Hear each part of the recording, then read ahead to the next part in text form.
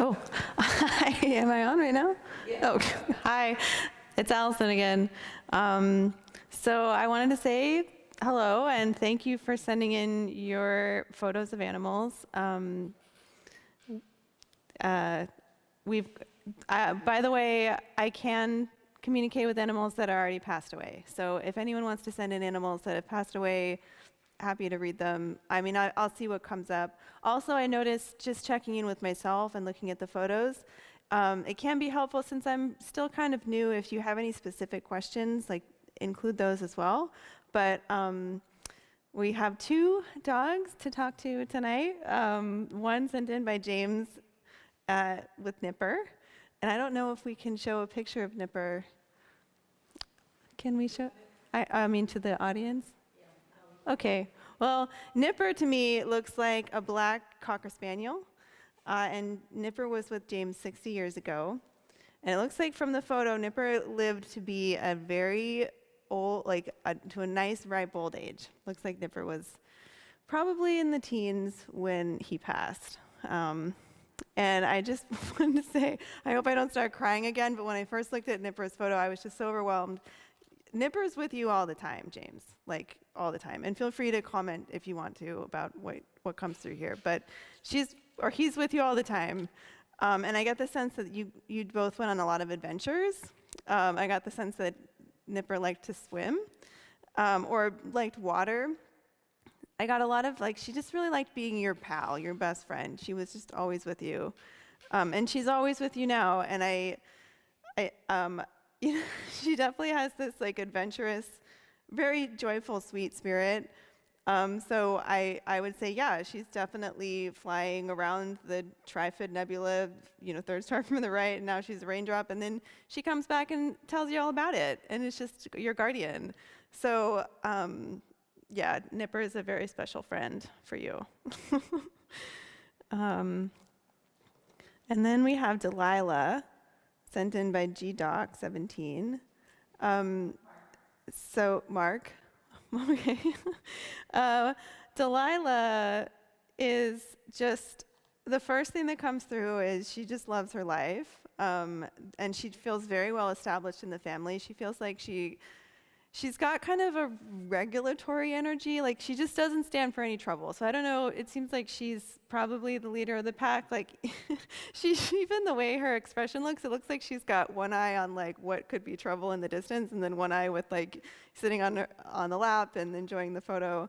And I can tell, I mean, just from the photo that you guys love her and you guys have a really sweet relationship, the way that her paw is being held. She's just, I mean, the way she's sitting with her energy, she just feels like she could be a portraiture in, like a dog on some royal throne somewhere. Just she's so at peace with overseeing dominion, I guess. But she's very, very happy, and she feels like your house is very joyful. So that's good. That's always nice. Yeah. So we've got those two today, and if you send in more, we can continue through the week while I'm here, and we'll find a way to show them in the back. Maybe that'd be cool, right? Or you guys are all in the chat. Not everybody. Next time. Okay. Okay. We're all learning here. This is all new. This is episode 2. And I don't know. You're maybe 1 of acknowledging that I can even do this.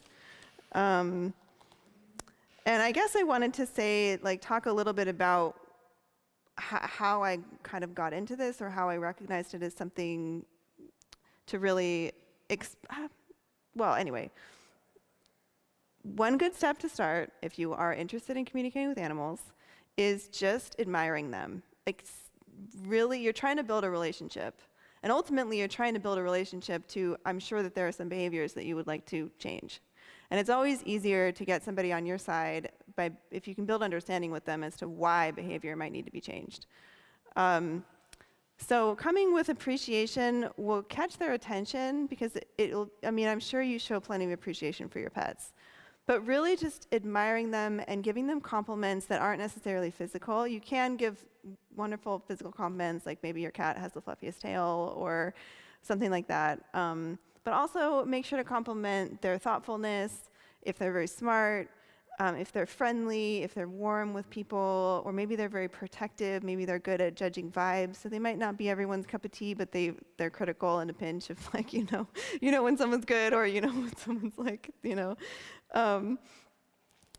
yeah, because if you can really like live in that state of appreciation, they're going to be more receptive to whatever you have to say following that, just like people. And then if you want to speak with them, just speak very directly. Be very clear in your mind what you're saying. So if you have like, if there's behavior you'd like to change or something you have a question about, you can just talk about what you like, about maybe they're thoughtful and so maybe they overthink and then they overreact, or maybe they're protective and so they bark too much. You can kind of say, I understand that you are here to protect, but I don't like this, that, and the other thing. And just be very clear, and then listen to the why of why they're doing what they're doing, and really hold some space for that as well.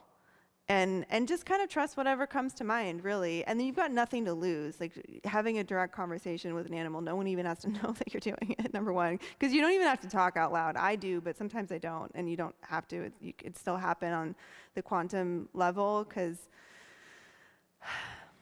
quantum communication has been proven and proven again. It's just not even, it's a little sad that it's not public knowledge, but there was a study that took DNA and it severed the DNA and it took it miles and miles and miles apart, and if they communicated with one side of the DNA, the other side would react. So, I don't know what they did to the DNA, but like the equivalent of like a pinch over here, the DNA over here would be like, so and they took it thousands of miles apart, to the point where I think they really can't find the edge of this communication, which means it's just all times everywhere. So, and as far as imaginable or beyond. So you got nothing to lose, and it's always good practice to practice direct communication and to practice talking about how you feel and practice putting your feelings into words and building relationship. And you might be surprised at how deep you can form relationships with really just about anything with sentience, I believe. And my idea of sentience is kind of everything has it. But even I've had really deep connections with goldfish, with water snails, with a praying mantis. Like I have little relationships with every spider that enters in my house that is in the wrong place, and I have to be like, madam, you can't stay here because this is a walkway. So you're going to need to move. Or if it's a poisonous spider, it's like, look, and she's outside, I'll be like, look, if I see you again, it's not going to be good for you. And then they usually move. Tell them about your mantis story. Oh my gosh. So the mantis, Bobby Joe, that's a funny one. Bobby Joe, mantis well, okay. So Bobby Joe was a mantis who I babysat for a period of time. She was rescued in the pool of a big Hollywood director, and his assistant really didn't know what to do with her and was terrified of the idea of feeding her crickets. So I took on the job because he was a family friend. It just so happened that synchronicity was I was spending time with him, catching up with him while this mantis kind of arrived on the scene. So I took Bobby Joe in as my winter ward while he went and shot this movie with a bunch of A-list actors and everything. And I thought, okay, what a great opportunity. I really value this person as an artist, and maybe he'll be my mentor. And if I do really well with the mantis, then he'll kind of owe me and whatever. I was having all kinds of dreams of grandeur I was happy to do the favor too. And I was happy because mantis remind me of my father. When I was very young, maybe I do have a memory of my father getting mantis eggs and then forgetting them in the kitchen. And mantis will lay egg sacs every month or so, and they have 200 to 300 babies. So he had 3 egg sacs in a little container. They all hatched. So we were just running around the kitchen, scooping up baby mantis and walking them outside. And then, through the months, you'd see mantis of different sizes, not this big, but they get to be about that big. And so anyway, Bobby Joe showed up for me to take care of, and immediately I could tell she was very unhappy with this arrangement. She did not understand why she was held captive. So I I just started getting her bigger and bigger terrariums and like decorating them with more and more sticks and getting her crickets and then catching wild bugs and just trying to make her experience as like real as possible, knowing all the while that she wants nothing but her freedom. And she, at a couple times, because I continued to upgrade her cage, I guess. I hate calling it that, but that's what it was. She managed to escape a couple times, almost. She got out of the cage and then made it almost to the doorway. And each time I caught her, her whole body language just slumped down. And she just was so unhappy at, like, the mere presence of me, the sight of me, it just brought nothing but unhappiness to her. She knew I understood that she wanted freedom, and that added another layer of complication to it. And I kept trying to explain to her why she was captive, but really it was just, this guy tells me you got to be captive. And she was really like, why? That's your decision to uphold this job that's not good, for me anyway, her speaking. And then one day she just decided to suicide herself, basically. Sorry, trigger warning with that word, but she decided that that was it. So she was full of an egg sac. She had had 4 up to this point, and I'd taken all of them outside because I learned that lesson. She was pregnant with an egg sac, and she flipped over and was in dead bug pose. So I sprayed her with some water, and she revived. I brought her over to the window in the sun where you could see the trees from my room, my window. And she walked over to the side of the glass, and she put her arms up towards the trees, and she looked back at me, and then she looked to the trees, and she looked back at me. Oh my God, I just went to my computer and I'm like typing, okay, hey, guy, I gotta let this Mantis go. Bobby Joe needs to be free. And as I'm writing this email, she's just like, oh, this girl, like, forget her. So I look over, she's getting back into dead bug pose. And so I grab the terrarium, I run outside, I put her down, I make a little ramp for her to go up and down. And then I go and hide, because she knows exactly where I am. I hide, I don't think she knows where I am, and I'm watching, and she walks up the ramp to the top of the cage. And then she stops, because it looks like she's just reveling in the moment. I learned later it was because she knew where I was, and she wanted to make sure that if she was gonna make break for it, I wasn't gonna see where she was going. So I decided I need to go get my phone. So I go get my phone because I think I need to get a picture for the director of her freedom. So I go and get my phone, and maybe like 30 seconds has passed by me leaving my position, getting my phone, coming back, she's gone.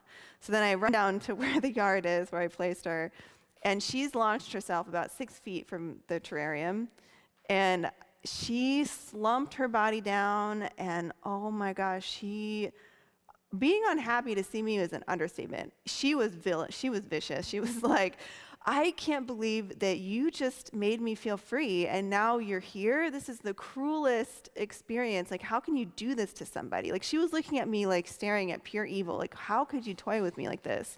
And I was like, Bobby Joe, I'm just here to take a picture of you for, your guardian, this guy, to let him know that you're free, and that's it. I'm not going to be looking for you. You know where I'm at, but we're good. Love you. I'll take care of your kids if I see them, if they need anything, And I have a picture of a smiling praying mantis. I never saw her again, but I did see her kids around. The director never responded to the email about her being set free. I don't think he was very happy. But you know what? She was a wild mantis to start with, and she wanted to die a wild mantis. Like, what's wrong with that? Like, that's, trying to come in between that kind of life trajectory just didn't feel right for me anyway. So yeah, it was a very profound relationship. She was very, very clear in her communication with me.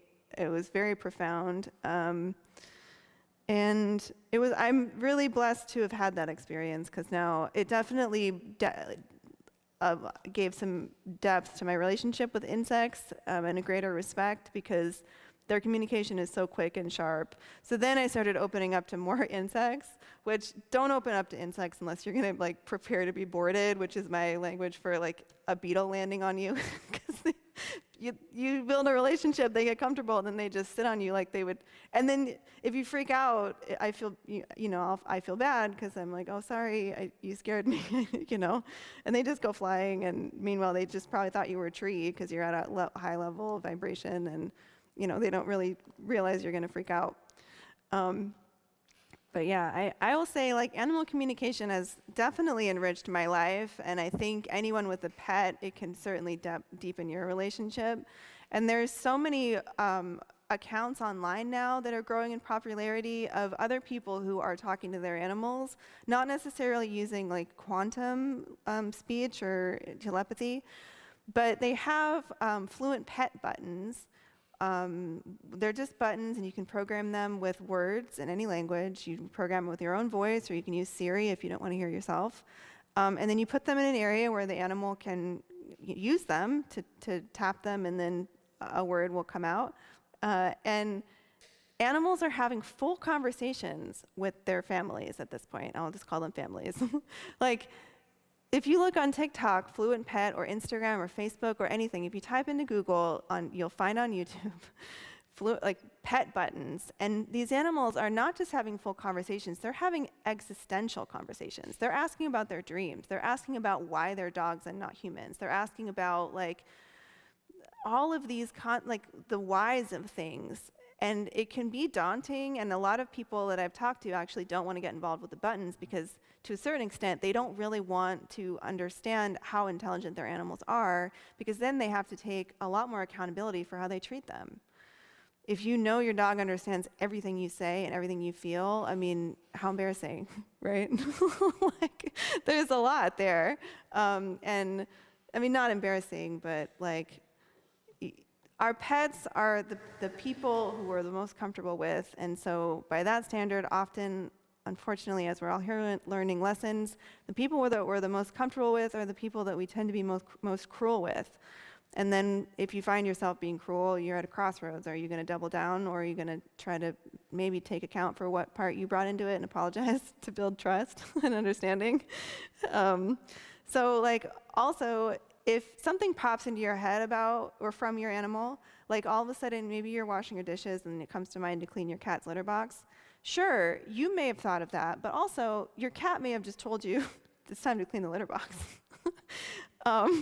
So be open to that as well. So if you have things that are specific to your animal pop into your mind, you can kind of turn to them and be like, litter box, and just really try to build a relationship like you would build with any roommate or anybody. And I'm just realizing I never clicked on these comments, so we do? Do you feel that a regular pet is just as sensitive as a dog that has been trained to sniff out explosives or drugs, or even a seeing eye dog? That's a really good question, and they heard it from you, right? I don't have to repeat it? Or do I have to repeat it? Okay, great, thank you, because I can't repeat it word for word. I would say that animals' intelligence is most likely about as varied as, it's complicated, because I would say that all humans are very intelligent. It's just all about our experiences and certain aspects, but I would say all dogs and all animals have the potential to be just as smart as anything. Like, we know octopuses are very intelligent because they can work their way through mazes. And so, like, if a dog can sniff out a bomb, then certainly, and a dog can sniff out diabetes, like when someone's going to have an insulin issue. All animals have that ability, and really our pets want to be purposeful parts of our family as well. Like, they want to have jobs, they want to know that they're doing a good job, and they're like holding space in a good way. And that could even just be loving the fact that they help you feel better at the end of your stressful day. Just by petting them makes you feel good. That's going to make them feel useful if you just acknowledge that much with them. My neighbor's dog, we discovered that she's an Australian cattle dog, so she is just bouncing off the walls with energy. And sometimes my neighbor doesn't feel well enough to take her a long walk. And so I was playing around with just like absorbing her bouncy energy, and then I was absorbing her bouncy energy, and I turned to my neighbor and I said, she's just a spark plug to the universe. If you can just find a way to like take her anxiety from her, you're going to find yourself cleaning your kitchen, doing your laundry, just full of energy. And what was sweet is The dog gave me this information, and then I actually waited a beat before I told my neighbor, and the dog started barking at me because she was like, "Excuse me, I just gave you information from my owner. Can you please deliver the message?" So then I had to tell her. And since then, my friend's been doing that, and like, even if it could, I mean, what's to lose, right? Someone might call you crazy, but like, all of this is just fun experiences, and like, what do we even know, right, about what life is? And then, like, may as well have fun and don't hurt anybody. If you can, do your best, because at some point you might have a life review, and then it's just you and all the crap you did. So, like, that sucks. Last question? Okay. I wonder what response you would get from those poor animals that are bred to fight, like cockfighting and pit bull dog fighters. Yeah, I mean, like, unfortunately with those kinds of animals, they're different. Like the cockfighting, it's like they're just wired to fight each other. So you're playing with instinct there. Although I think once animals get into a competitive arena like this, and I know this from my experience with racehorses, they actually begin to kind of enjoy the competition just as their human counterparts would. Any animal that spends enough time with a human will believe themselves to be human and take on some of the traits of the human society around them. So it's a blood sport, but they're also built for it. They have knives on their feet. And dogs, I mean, with pit bulls, man, if you've ever had a relationship with a pit bull, they are the biggest hearts of all the dogs. That's why they were nannies for a long period in England, I think. Well, I know in England. I just don't know what time period, maybe the Victorian times. People were going to factories, people were chimney sweeping. It was the olden days. And they used, because both parents were working, they used pit bulls to babysit their dogs. That's why on like Peter Pan, they have the pit bull with a little bonnet on and a little apron, because that was nanny dog. That was their nanny. That was the dog that was home with them when the parents were both working. And it's that desire to protect that's manipulated into the fighting. So that comes from, even dogs that have fought can be retrained out of it because it is a manipulation of that like heart space, unfortunately.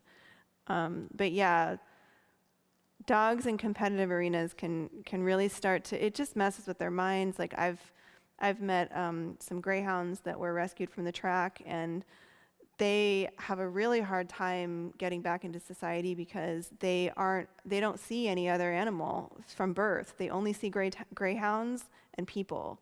And I guess the image of rabbits, I don't know, sometimes they chase that rabbit, but they don't know what a cat looks like. They don't even know sometimes what children look like. They don't know what other dogs look like. So they can get sensory overload when you take them outside the track. Also, the track is very structured. They have dinner at a certain time, they go outside at a certain time, they race, whatever. It's all very structured. So when you rescue a dog like that, you almost have to break them of that time. Like, I mean, I'm sure all of us, all of us have experienced like a really stressful period of time.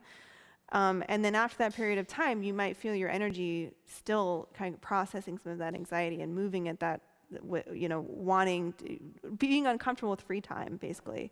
And having anxiety over free time. I know for me, after long films, that would happen. So teaching them about time, which actually segments into the final thing that I'll share since it's half an hour.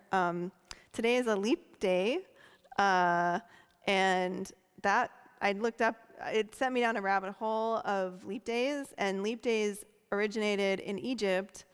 And then, of course, I'm looking into like Egyptian calendars, and that is just a lot of questions that are unanswered still. But essentially, the leap year day is a festival day and a day of celebration, and so like, and it's We're celebrating.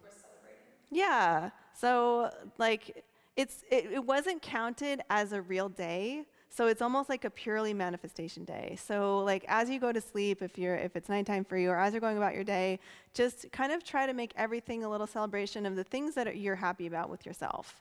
And like the things in your life that are going well, or the things that you would like to see. Use this as a manifestation day. It was also called like a portal day because it's not counted. The Egyptians had 5 festival days that were not considered part of the calendar, and they were you're supposed to celebrate for the gods.